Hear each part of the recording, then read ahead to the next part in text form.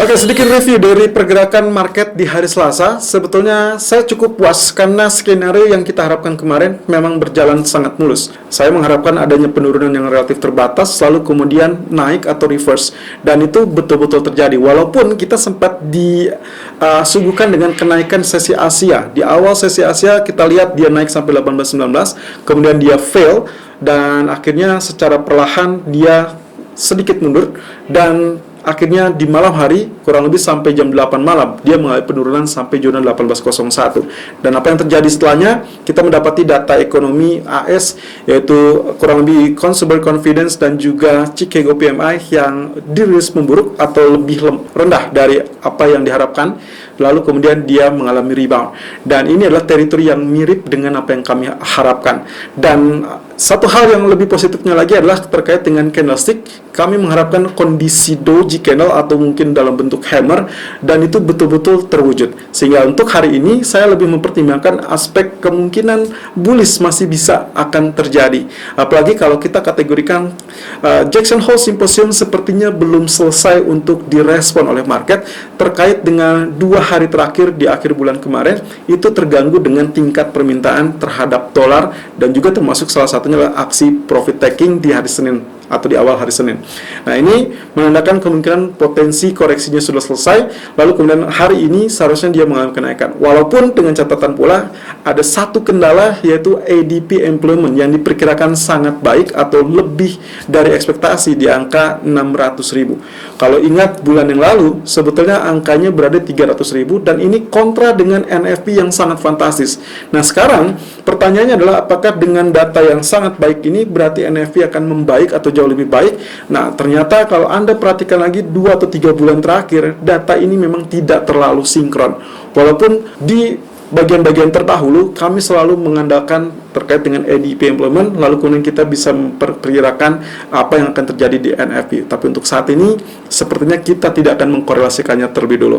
Tapi yang jelas data ADP employment yang sangat bagus itu akan menjadi cerminan terkait dengan kondisi pasar tenaga kerja.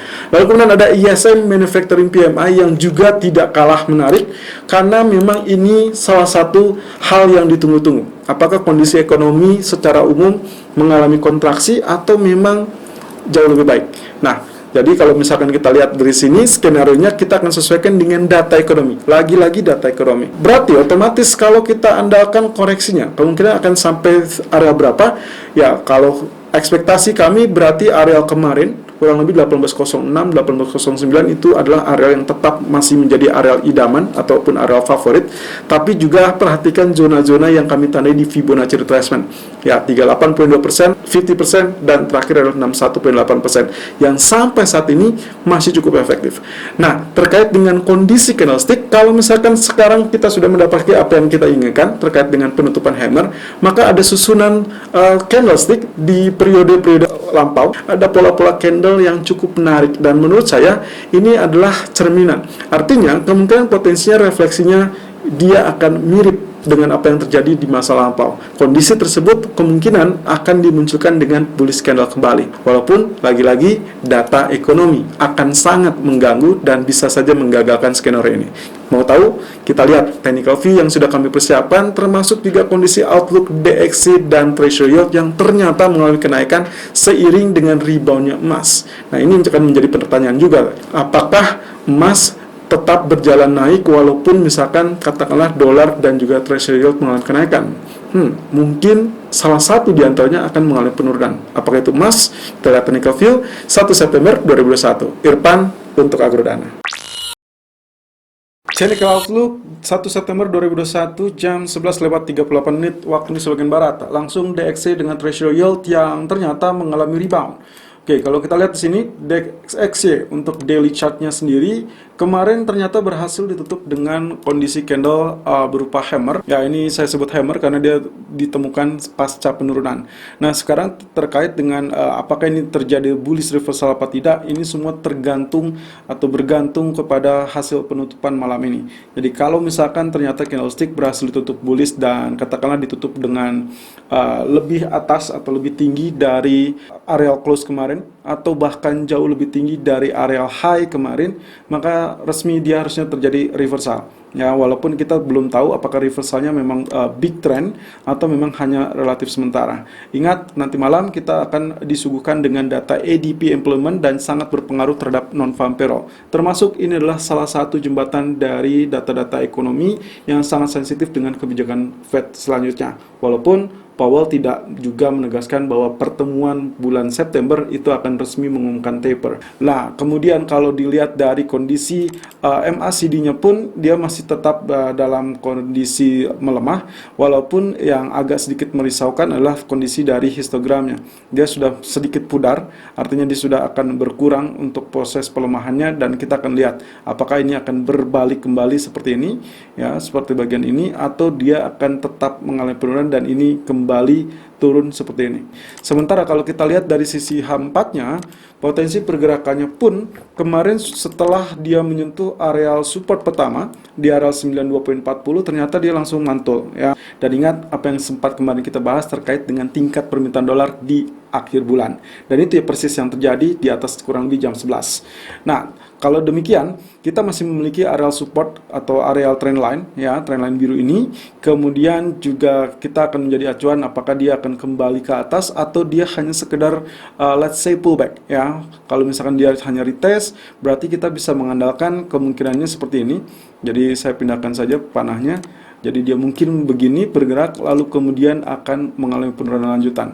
Ya, ini diasumsikan kalau misalkan kita beranggapan bahwa head and shoulder masih tetap berjalan. Jadi ini pergerakan yang memungkinkan untuk terjadi, walaupun bisa saja nantinya di antara sini bisa saja justru dia berbalik arah. Ya, atau dalam artian kalau misalkan pun dia areal resistennya betul-betul ditembus, maka kita baru mendapatkan areal pembalikan atau berbalik arah. Lalu kemudian kalau dari sisi treasury yield-nya sendiri, kurang lebih dia malah mengalami kenaikan. Setelah dia tembus areal support, dia kembali mengalami kenaikan.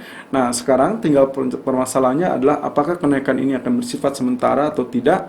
Ya, berarti saya perkirakan saja mungkin ini adalah koridor utama pergerakannya. Ya, pasca dia bergerak dari areal support lalu kemudian dia naik. Nah, ini akan ketemu dengan areal resisten. Resistennya dari mana? Nah, ini resisten yang kita tarik dari historical price-nya. Kemudian di sini nanti kita akan berandai-andai apakah dia akan rejection kembali di areal resistennya atau justru dia akan kembali menembus, ya. Ini mirip dengan apa yang terjadi di dolar tadi. Nah, di sini nanti kita akan lihat apakah dia tetap naik sampai at least kalau ini di grafik 4 berarti kita perkirakan mungkin Rabu dan Kamis, ya.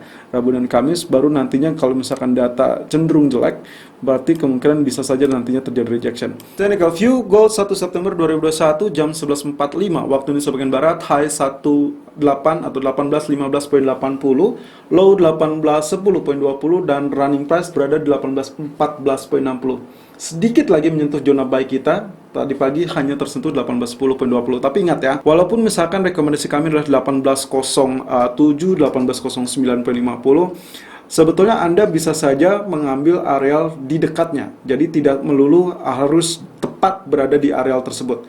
Jadi Anda bisa akali dengan misalkan dia turun sampai 1810, itu termasuk relatif dekat. Yang terpenting adalah bagian perhitungan dari risk management itu sendiri. Jadi kalaupun misalkan kami memilih dengan teritori 1806, 09, itu adalah teritori yang menurut kami relatif low risk, relatif lebih aman daripada kita memaksakan untuk melakukan buy on breakout.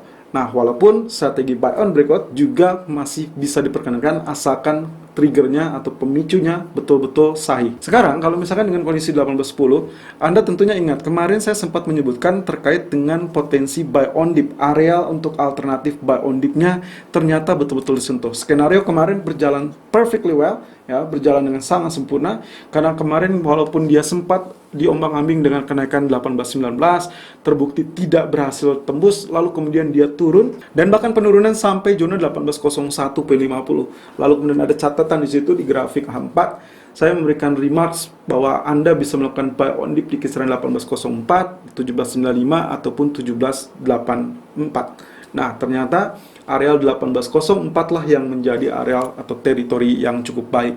Terbukti penurunan sampai 1801, kemudian dia ditutup naik di 1813.50. Nah, kalau misalkan Anda masih menahan posisi tersebut, saya rasa akan sangat worth it jika Anda menahannya, kurang lebih menantikan apakah 18.19 bisa ditembus apa tidak. Karena begitu itu ditembus, kita akan mendapatkan zona retest 18.23, 18.25, walaupun ini adalah area resisten yang sangat kuat dan mungkin sangat powerful dan akhirnya terjadi rejection.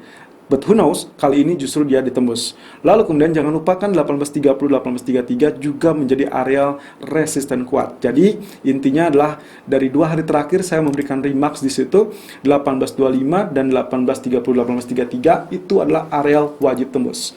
Nah, tapi untuk hari ini minimal kalau misalkan dia bisa bergerak di atas 18.18, 18.19, maka itu adalah suatu hal yang sudah menunjukkan kemajuan. Nah, terkait dengan candlestick, kemarin saya juga sempat menyebutkan berandai-andai kalau misalkan ternyata turun lalu kemudian terbatas dan dia rebound dan ditutup dengan hammer, dan itu yang kita dapatkan berhasil ditutup di atas MA200 dan hari ini dia dibuka di atas MA200, so semestinya kita masih bisa melakukan buy. Nah, tinggal masalahnya adalah ADP employment nanti malam apakah bagus atau jelek, karena kalau misalkan bagus ini bisa terancam turun kembali. Sampai mana? Area supportnya mungkin yang terdekat adalah saya ambil saja area high di tanggal 23 Agustus itu berarti 18.06, lalu kemudian ada 17.97 atau kita kategorikan saja di teritori ini ya, ini tetap area yang sama 93 sampai 96 itu masih teritori yang cukup ampuh untuk mengandalkannya.